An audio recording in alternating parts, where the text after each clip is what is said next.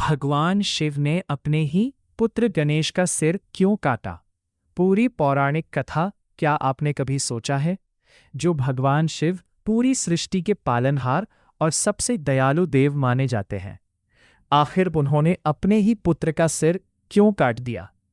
क्या ये केवल क्रोध था, या इसके पीछे कोई ऐसा रहस्य था जिसे आज भी बहुत कम लोग जानते हैं? आज की ये कथा न केवल आपको हैरान करेगी, बल्कि अंत में एक ऐसी सीख देगी जो जीवन भर याद रहेगी।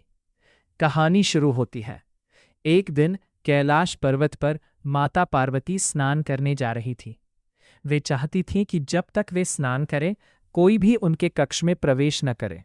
लेकिन उस समय भगवान शिव कैलाश पर नहीं थे, और वहां ऐसा कोई नहीं था जो उनकी आज्ञा का पालन करा सके।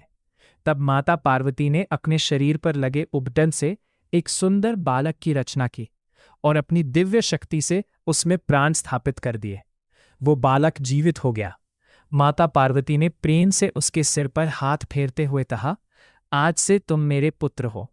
तुम्हारा पहला कर्तव्य है कि जब तक मैं बाहर ना आऊं, किसी भी व्यक्ति को अंदर मत आने देना, चाहे वो कोई भी क्यों ना हो। बालक ने हाथ जोड़कर कहा, माता, मैं आपके आदेश का पूरी निष्ठा से पालन करूंगा। भगवान शिव का आगमन। कुछ समय बाद भगवान शिव कैलाश लौटे।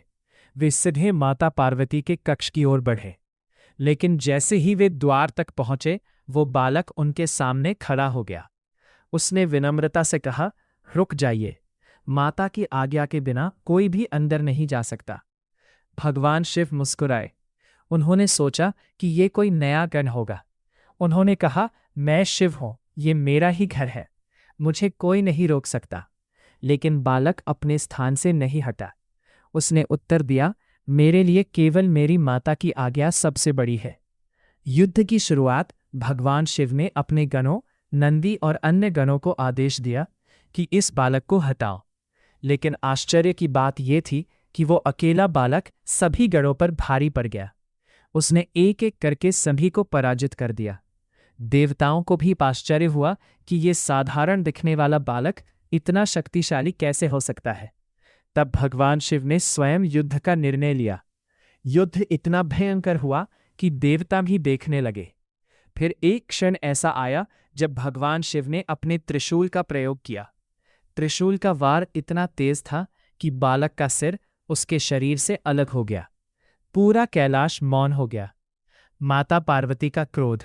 जब माता पार्वती बाहर आई और उन्होंने अपने पुत्र को इस अवस्था में देखा, तो उनका हृदय टूट गया। उनका क्रोध इतना प्रचंड था कि उन्होंने अपना उग्र रूप धारण कर लिया। कथा के अनुसार उन्होंने अपनी शक्तियों को प्रकट किया और कहा, यदि मेरे पुत्र को तुरंत जीवित नहीं किया गया तो मैं पूरी सृष्टि का विनाश कर दूंगी। देवता भयभीत हो गए। सभी भगवान शिव से प्रार्थना करने लगे कि कोई उपाय करें। हाथी का सिर क्यों? भगवान शिव को अपनी भूल का एहसास हुआ। उन्होंने अपने गणों को आदेश दिया, उत्तर दिशा में जाओ और जो पहला जीव मिले उसका सिर लेकर आओ। कुछ दूर उन्हें एक हाथी मिला। वे उसका सिर लेकर लौटे। भगवान शिव ने उस सिर को बालक के शरीर से जोड़ दिया और अपनी दिव्य शक्ति से उसे पुनर्जीवित कर दिया। बालक ने जैसे ही आंखें खोली, माता पार्वती की आंखों से खुशी के आंसू बहने लगे। गणेश कैसे बने प्रथम पूज्य? भगवान शिव ने पूरे देव समाज के सामने घोषणा की, आज से ये बालक केवल मेरा पुत्र ही नहीं, बल्कि समस्त देवताओं में प्रथम पूज्य होगा।